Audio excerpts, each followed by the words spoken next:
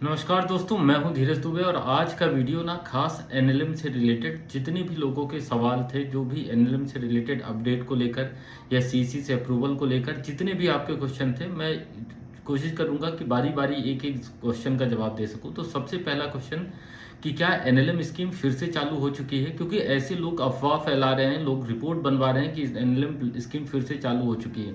तो मैं आपको एकदम स्पष्ट बताता हूँ, एनएलएम स्कीम अभी तक चालू नहीं हुई है।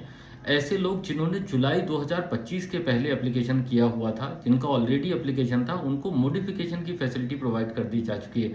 मतलब अगर उनका एप्लीकेशन किसी एक बैंक में अप्रूव नहीं हुआ था या उसमें कुछ चेंजेस करने थे, एक्चुअली इसके पहले सब सारी चीज़ों पे रोक लगी हुई थी। अब उस रोक को हटा दिया गया है। तो जिन लोगों का पहले ऑलरेडी हो चुका है, एप्लीकेशन हो चुका है, वो अपने एप्लीकेशन में कुछ भी चेंजेस करना हो वो कर सकते हैं। कोई अगर नया एप्लीकेशन करना चाहे तो वो अभी स्टार्ट नहीं हुआ है।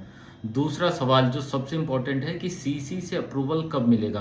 सेंट्रल एग्जीक्यूटिव कमेटी या जिसे पीएसी, प्रोजेक्ट अप्रूवल कमेटी कहा जाता है, एक्चुअली यहाँ केसेस की एक लंबी पेंडिंग लिस्ट है और सीसी की मीटिंग या जो पीएसी की मीटिंग है इतनी फ्रिक्वेंटली हो नहीं रही है। 2000-3000 से ज़्यादा cases all over India pending है और केसेस क्लियर ना हो पाने की वजह से, मीटिंग रेगुलर ना हो पाने की वजह से क्या हो रहा है, लोगों के बहुत स्टेट के बहुत कम कम केसेस आगे क्लियर हो रहे हैं। तो लोगों के लास्ट जुलाई से लेकर अब तक के केस पेंडिंग हैं। अगर आपका केस पेंडिंग है तो आपको किसी के चक्कर में पड़ने की ज़रूरत नहीं है। जो भी गवर्नमेंट का टाइम फ्रेम है या जितना टाइम सरकार को लग रहा है या जो मिनिस्ट्री है जितना टाइम वहाँ देना पड़ रहा है उतना ही लगेगा। आपके किसी के कहने से कि आप अलग से करवा दोगे, आप वहाँ से अप्रूवल करा दोगे, ऐसा कुछ नहीं होने वाला। तो आप लोग ऐसे चक्करों में मत पड़ो जो आपको सीसी से अप्रूवल दिलाने की बात करते हो। तीसरा, अगर मैंने सीसी से अप्रूवल नहीं हुआ है या मेरा एसएलईसी से अप्रूवल नहीं हुआ है और मैंने लोन बैंक से डिस्पर्स करा लिया है, मेरा शेड बन चुका है और अब बैंक आगे पैसा देने से मना कर रहा है, कह रहा है कि आप सीसी से अप्रूवल लेकर आओ तब मैं आपको आगे का पैसा डिस्पर्स करूंगा। ये कंडीशन मैंने बहुत ज़्यादा देखी। तो देखो, इसका बड़ा सिंपल सा जवाब ये है कि ये बैंक की साझा गलती है। मतलब आप तो रिस्पॉन्सिबल हो ही, आपके साथ साथ बैंक भी रिस्पॉन्सिबल है। स्कीम में बड़े स्पष्ट शब्दों में लिखा हुआ है कि जब तक सीसी का अप्रूवल नहीं हो जाता तब तक आप सब्सिडी के लिए एलिजिबल नहीं माने जाओगे या आपका एप्लीकेशन प्रोसेस ही कंप्लीट नहीं हुआ है। सीसी के अप्रूवल के बाद ही आपको केस डिस्बर्स कराना चाहिए था। तो डिस्बर्स करना तो आपके हाथ में नहीं था, आप तो एप्लीकेंट थे, ये बैंकर की रिस्पॉन्सिबिलिटी थी। और मुझे लगता है कहीं ना कहीं ये बैंक का फेलियर था कि उन्होंने बिना सीसी के अप्रूवल का वेट किए बिना आपका प्रोजेक्ट अभी आपका डिस्बर्स कर दिया और अब आधा अधूरा डिस्बर्स कर दिया है। अब आपको ऐसी कंडीशन पे कैसे बचना होगा, तो ये मेरी व्यक्तिगत राय है। मैं आपको एक सलाह के रूप में वो कर रहा हूँ, बता रहा हूँ कि आप बैंक से जाके बात कर सकते हो। आप उन्हें बता सकते हो कि अगर आपका प्रोजेक्ट आधा अधूरा रहा तो आप काम नहीं कर पाओगे, आप ईएमआई का रीपेमेंट नहीं कर पाओगे, क्योंकि टाइम फ्रेम ऐसा ही आपने डिसाइड किया था कि स्ट्रक्चर बनेगा, उसके बाद आप गोट लेकर आ जाओगे, आपका बिजनेस स्टार्ट हो जाएगा। लोगों का स्ट्रक्चर बन चुका है, गोट के पैसे नहीं डिस्बर्स हो रहे, बैंकर का कहना है कि आप सीसी अप्रूवल लेकर आओ।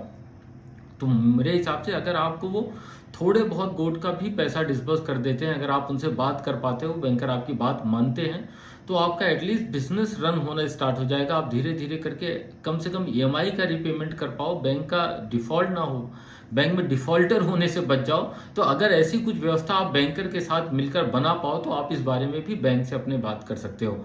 ठीक है, तो यहाँ ये मूलभूत बातें हैं। सबसे पहला, अगर आपसे कोई ऐसा कह रहा है कि एप्लीकेशन स्टार्ट हो चुके हैं, मैं आपका एप्लीकेशन करा देता हूं, अगर आप करने वाले हो तो आप एक्चुअली वेट करो। इस स्कीम में मॉडिफिकेशन चल रहा है, आने वाले टाइम में बहुत सारे चेंजेस होने वाले। जैसे एक चेंजेस ये भी मैंने सुना है कि इसमें 2 पार्ट की सब्सिडी की जगह एक बार ही सब्सिडी देने का प्रोविजन किया जा रहा है कि एक बार में सब्सिडी जब प्रोजेक्ट कंप्लीट होगा तो दिया जाएगा। ऐसे कई सारे चेंजेस के साथ अपडेटेड स्कीम आने की बात चल रही है। उसमें टाइम कितना भी लग सकता है, 1 महीने, 2 महीने, 4 महीने, ये सारी अटकलें होती हैं। जितने भी लोग बताते हैं कि बस अगले महीने चालू हो रही है, 5 दिन बाद चालू हो रही है, ऐसा कुछ भी नहीं। जब चालू होगी वेट करो, नोटिफिकेशन आएगा, आप एनएलएम की साइट पे जाके विजिट करो, वहां भी आपको पता चल जाएगा। और जब तक स्कीम नहीं आ जाए तब तक आप किसी के कहने मात्र से आप अपने पैसे खर्च मत करना। जब भी मैं आपसे कहता हूं कि 1 अप्रैल से स्कीम चालू होने वाली या आने वाला है, तो मुझे भी कहीं से पता चलता है और नहीं आते हो, और मैं उसके साथ बार बार आपसे बोलता भी हूँ कि जब तक आ नहीं जाए तब तक आप 1 रुपये खर्च मत करो। कोई रिपोर्ट बनाने की जल्दबाजी नहीं, रिपोर्ट बनाने में मतलब 1 दिन से ज़्यादा का समय नहीं लगता, आपको पेपर बनाने में हफ्ते भर का टाइम लगेगा और ऐसा कोई वो नहीं कि आपके हाथ से बस 1 हफ्ते में पूरा मौका छिन जाएगा।